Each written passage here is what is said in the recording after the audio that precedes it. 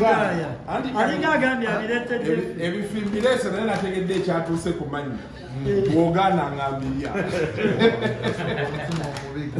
we nali omulamu nga tobingulira okola goodwill ensi yonna n'egiramu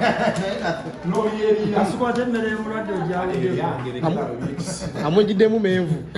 wano ne pulandi mukuza Kasuku tuli wano nina lakizale patient omulabye amaanyi ne ganziramu kati tugenda ffenna tuddayo ffenna zikeefusi zizino KFC ogyesunze onasula Gaya ojjawona ndabisa obutawona kwa ebyokulya bingi okusinga bye mbadde nabyo kambeerere ddala kati ekibuuzo ekiriwo babuziza embwa kati eri ku ki embwayo embwa yakasula enjala emirundi ebiri erya bijanjalo naye bawuliriza amawulire embwa yakulabye jalabye Kasukulayo nemanya nti kikoko n'amata obudde buzibye neiba atufumbira ebijanjalo kweri kwerya naye nga abalabe ba Kasuku live komawo ako tekuli Kasuku live eggulo n'ate ne kamera yange ne banjogerera Cookie promotions ono media ki Star TV enkola ya video musajja wange waliwo abanjasamidde ndi mu ddwaliro ndina omulwadde ali mu emergency ate bemukwata kati baagala nkwataani okkirizibwa okulikoodinga ssebo omugenzi yafa agambye okkirizibwa era omugenzi yanaaye mukole musenyo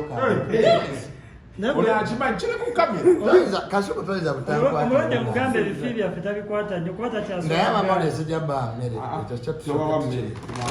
njeko kamera jabateeka ebintu oyabirabira onabisula mu ddagala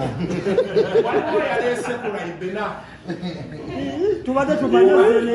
tekuli yaleese laibena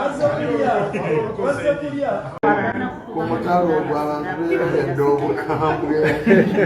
batwagaza mannyo ga mbwa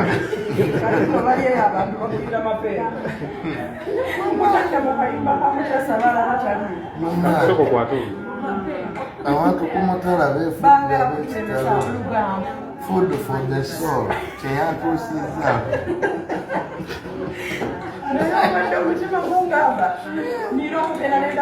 nga obwedda nkulinze nga nkulaba nfunyemu n'agoogera food for the soul sitalina wengiyise olugambo olulekedde sira pulaisi lulimu n'eddogo baagala tubeere n'amannyo gambwe nga bantu nina kufuna spare tools Kasuku byonna biri ono ninge wafuuse essomero ebyokulya abo bonna obalaba bamaze kyaggulu